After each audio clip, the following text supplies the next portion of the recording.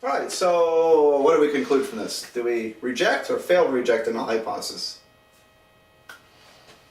Going to reject, because the p-value is less than 0.05. Less than 5% means we reject null hypothesis, and in favor of the alternative. So in other words, the evidence is strong enough that we can reject null hypothesis. So let me write this out, how I might write it out. And let's see here, I need to do some erasing.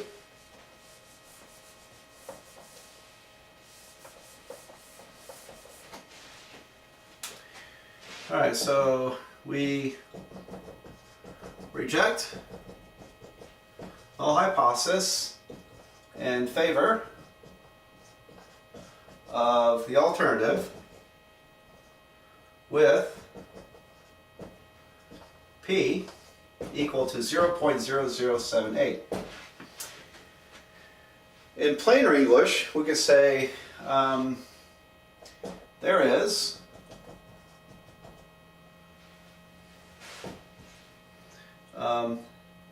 99.22% confidence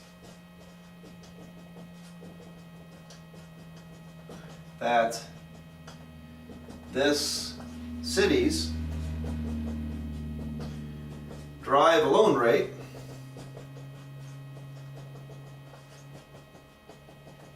is less than the national average, or the national percentage. All right, let me kind of reread this and sew up this problem, this example. We reject the null hypothesis in favor of the alternative with p equal to 0.0078. There is a 99.2% confidence that this city's drive-alone rate is less than the national percentage. So where did this come from? This is the complement, the percentage complement of this decimal number. So subtract 0.0078 from 1, you'll get 0.9922, 99.22%. All right, so that means the type 1 alpha error, if we reject this claim by mistake, the type 1 error would be very, very small. So we accept that risk. It's less than 5% risk. We reject the null hypothesis. There we go. So that's an example of a percentage problem. Now, I don't mean to keep doing problems which reject the null hypothesis. I should try to find some which we fail to reject the null hypothesis. So I'm not sure that will be the next example, but we've covered really two types of hypothesis tests so far. We've covered testing a single mean and testing a single percentage. So they have two other types in this chapter, testing the difference between two means and the difference between two percentages. So let's try to get those examples in. I've changed my mind. I want to do one more problem testing a sample percentage, but it's a little deceptive. It might appear that you're testing two different sample percentages. So I think it's a good idea to work this problem before I do an actual problem comparing the difference of two sample percentages. Okay, this will make some sense as we get into it. So let's look at page 309, and it's number 51. A random sample from Detroit, number 51. A random sample from Detroit includes 103 Baptists and 87 Methodists. While there clearly are more Baptists than Methodists in the sample, can you conclude from the data that there are more Baptists than Methodists in the population from which the sample was drawn at the time of the study? Set up the proper null hypothesis and use the data to test the null hypothesis. Well, it looks like there are two percentages here, right? There are Baptists and Methodists. Actually, it doesn't look like two percentages. It looks like two sample means. So here's kind of a clue. Tell the difference between testing sample means, which uses the student's t-distribution, calculating t-scores, and testing percentages, which uses the standard normal distribution, or z-scores. If no standard deviation is given, it has to be a percentage problem. You need a standard deviation.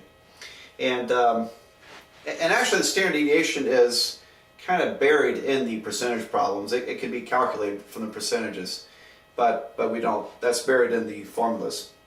Okay, so you look at this, and all they say there are 103 Baptists and 87 Methodists. Well, why is that a percent problem? Because what's the total sample size?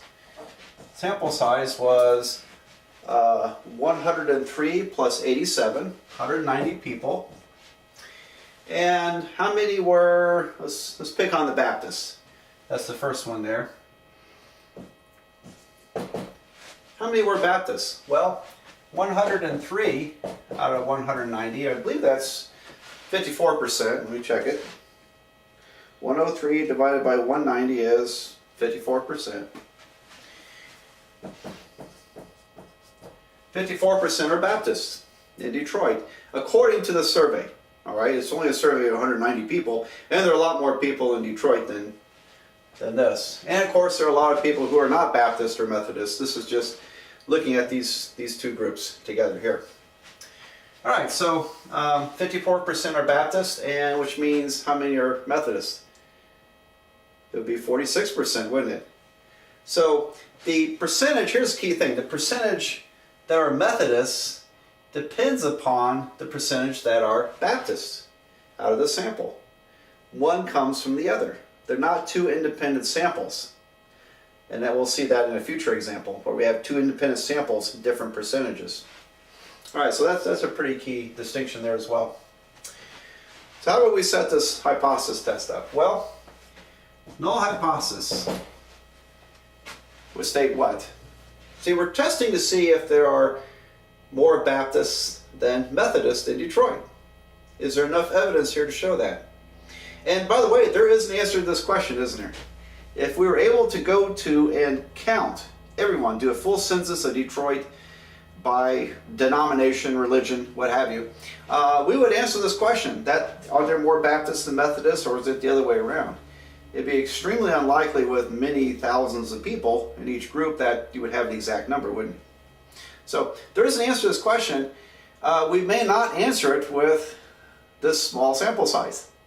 See, 190 is not a large sample for a percentage problem. It would be very large for a sample mean problem with standard deviations. That's a large sample. For percentage problems, 190 is really not very big. Might be big enough, might not. All right, so the alternative, the null hypothesis is that there's no difference, right, between the number of Baptists and the number of Methodists. Well, if there's no difference, that means they're both 50-50, aren't they?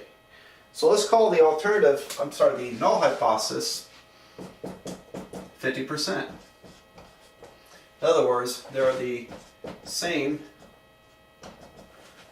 percentage of Baptists and Methodists. Same percentages. All right, now the alternative would be what? Well, if we're letting pi represent the population percentage of Baptists in Detroit, then pi would have to be greater than 50% for the alternative, wouldn't it? So there are more Baptists and Methodists in Detroit.